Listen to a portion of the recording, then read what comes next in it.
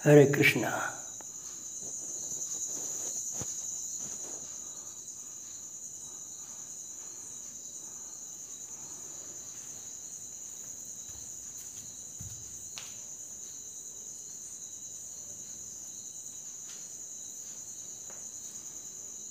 हरि ओम तत्सत।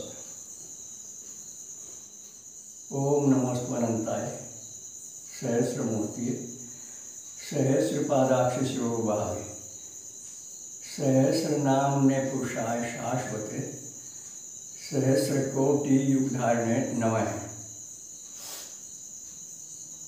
आओ प्यारे बहन भाइयों, प्यारी जीवात्माओं, प्यारे राजकुमारों, प्यारी राजकुमारियों, थोड़ा स्वरूप प्राप्ति के लिए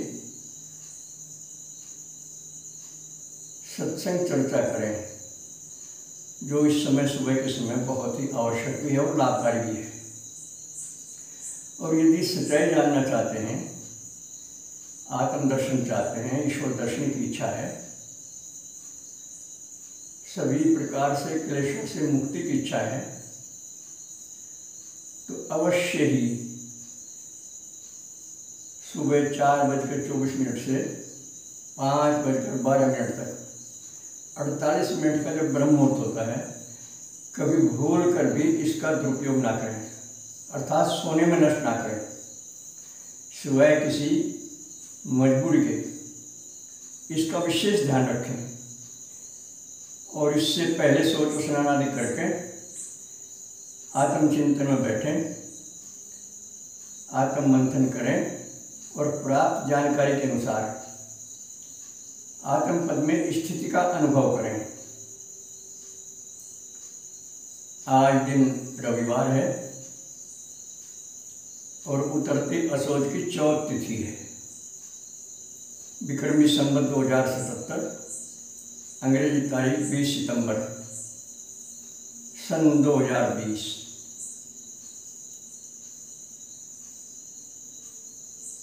प्यारी जीवात्माओं, सबसे पहले हमारा सबका ये विचार होना चाहिए कि हम शरीर नहीं हैं और शरीर हमारा नहीं है और केवल हमारे लिए नहीं है।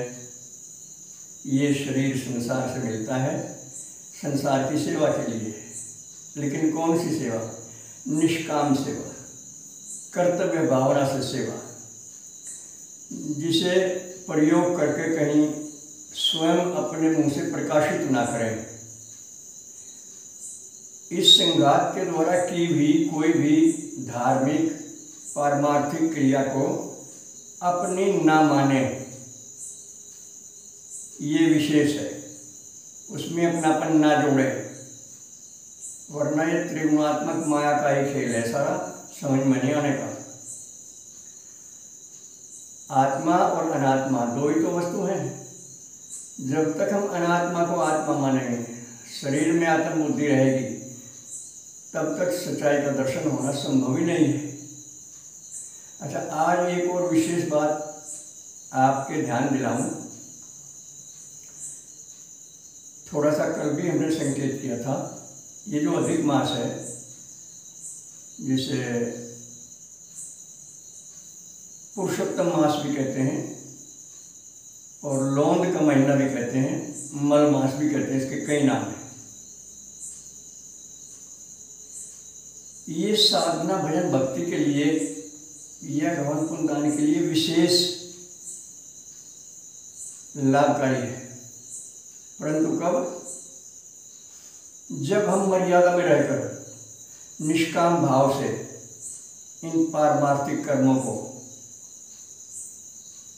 इस संघात के द्वारा कराएं, स्वयं दृष्टा रहें, साक्षी रहें इस बात के कि हम इस संघात के द्वारा ये होता हुआ देख रहे हैं। हम कर नहीं रहे हैं, देख रहे हैं। कुछ देर तो लगेगी समझने में, लेकिन समझ में आ जाएगी, क्योंकि सभी जीवात्माओं में संपूर्ण शक्तियां बराबर हैं। ये वेद से प्रमाणित है, वेद स्वयं प्रमाण है। अपनी मान्यताओं को महत्ता ना दें, जो प्रभु कृपा से सत्संग चर्चा के दौरान या आत्मचिंतन के दौरान या धर्म ग्रंथों का सार जब हमें प्राप्त हो तो उसी के अनुसार बरतें। इस अधिक मास में विशेषकर भोजन पर ध्यान दें। आजकल जन साधारण हो या विशेष हो, गरीब हो, अमीर हो, शासक हो, प्रजावर्ग हो, ये जो लहसुन प्याज का छौंक चलता है घर घर में, ये बहुत भयानक है। साधना के लिए, भक्ति के लिए, आत्मचिंतन के लिए ये बाधक है। इसका प्रयोग करते हुए आपके सभी कर्म निष्फल होते हैं, उनका लाभ आपको नहीं मिलता। ये गीता द्वारा भी प्रमाणित है। गीता का जो 14वां अध्याय है गुणत्रय भाग योग, उसका बहुत बारीकी से अध्ययन करें। जहाँ तक परिवार की बात है कि परिवार में चल रहा है, हम अकेले क्या करें, ये नहीं, ये बहाना नहीं चलेगा। आप सच्चे मन से अपने प्रभु से प्रार्थना कीजिए, अंतर्यामी प्रभु से, हृदय में स्थित प्रभु से, प्रभु हम इस अधिक मास का सदुपयोग करना चाहते हैं और हमारे घर परिवार में भोजन व्यवस्था सही नहीं है, समाज में भी सही नहीं है, इधर उधर भी जाना होता है, तो इसकी व्यवस्था आप करें हमारे लिए। कृपया आप हमें सात्विक भोजन प्रदान करें और हमारे सभी घरवालों के मन में, क्योंकि आप सर्वप्रेरक हैं, आप प्रेरणा करें कि चाहिए तो 12 के 12 महीने, पर कम से कम इस स्वर्णिम चांस में, इस अधिक मास में तो हम भोजन को विशेष शुद्ध रखें और इसमें बाजार का भोजन ना करें, किसी के घर का भोजन ना करें जहाँ तक संभव हो। अगर कहीं सात्विक भोजन है तो उसे स्वीकार करें और इस प्रकार का मिश्रित लहसुन प्याज आदि से है तो उसे स्वीकार ना करें। बड़े प्रेम से, नम्रतापूर्वक उनसे इनकार कर दें। वो नाराज नहीं होंगे, क्योंकि सभी जगह परमात्मा है, परमात्मा हमारी असलियत जानते हैं, इसलिए वो नाराज नहीं होंगे।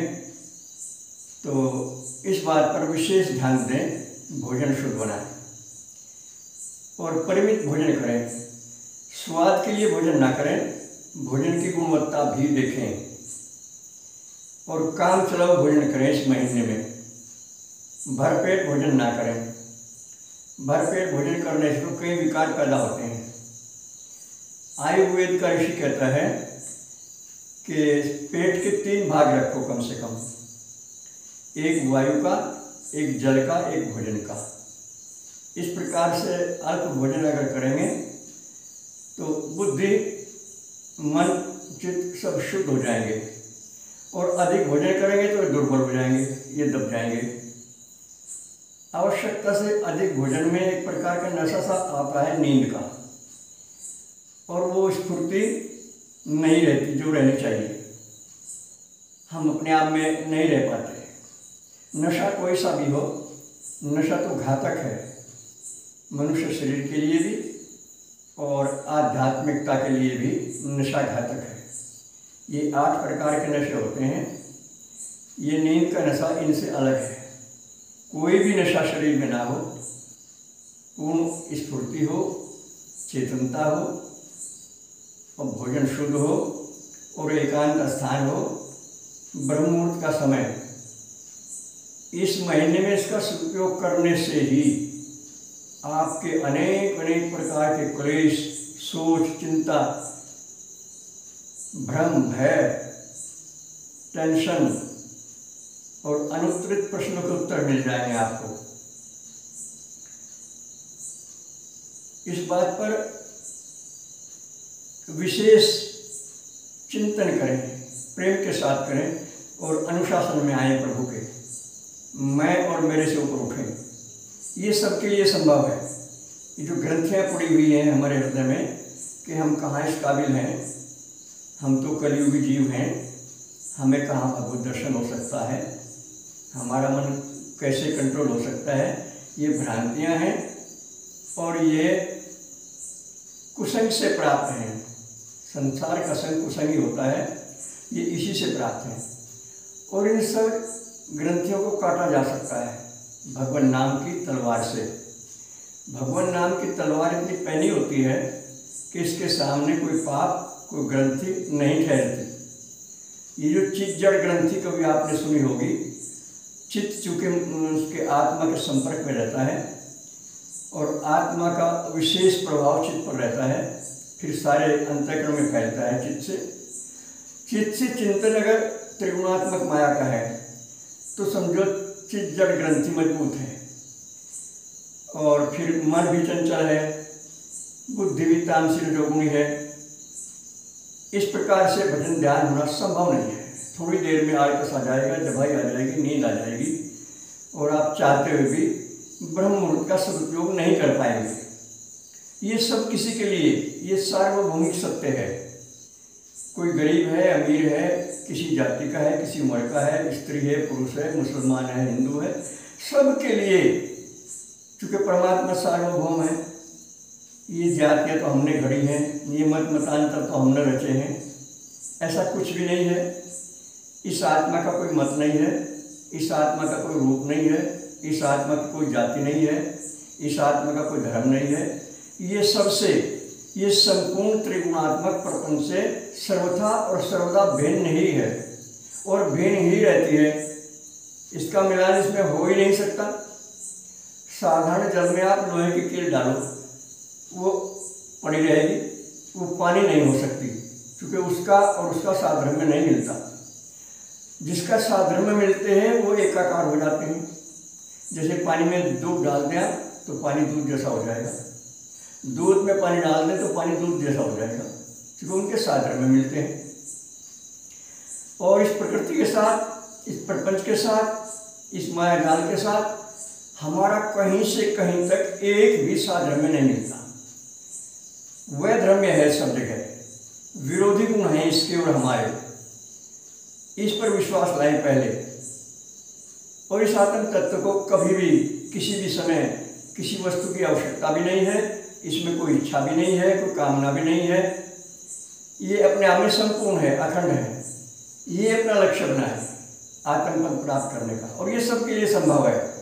मैं हर बार आपके याद दिला रहा हूँ, ये सबके लिए संभव है, क्योंकि इतिहास गवाह है।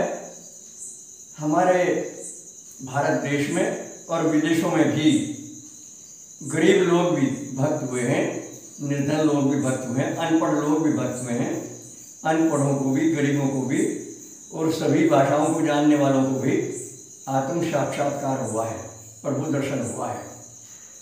इस पर विशेष ध्यान दें और विश्वास लाएं कि वास्तव में ये सत्य है, और हम सभी प्रभु के और आत्मा के दर्शन करने के अधिकारी हैं, बशर्ते कि प्रपंच से ध्यान हटे, त्रिगुणात्मक माया से ध्यान हटे।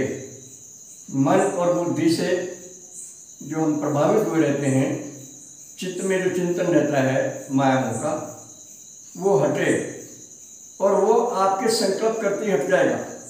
आप दृढ़ संकल्प करें कि मैं अब से त्रिगुणात्मक माया का चिंतन नहीं करूँगा, प्रपंच का चिंतन नहीं करूँगा, मैं तो आत्मा हूँ, मैं अपने स्वरूप का चिंतन करूँगा, और मुझे मेरा स्वरूप इसी जीवन में अवश्य प्राप्त होगा। प्रभु की विशेष कृपा से प्रभु के अनुशासन में रहें, प्रभु कृपा का भूल कर भी दुरुपयोग ना करें, सदा सदुपयोग करते रहें, तो निश्चय ही इसी जीवन में आत्मदर्शन होगा। संपूर्ण रिद्धि सिद्धि, संपूर्ण कलाएं, संपूर्ण प्रतिभाएं, संपूर्ण विभूतियाँ स्वतः ही प्राप्त हो जाएंगी बिना प्रयास के, अगर आत्म पद में स्थिति हो गई तो। वरना सिद्धि करने से होती हैं, और वो सब प्रपंच की सिद्धियां हैं, वो आत्म सिद्धि नहीं हो सकती। आत्मा उनसे ढक सी जाती है। उन सभी सिद्धियों में अहम की वो होती है, अहंकार होता है।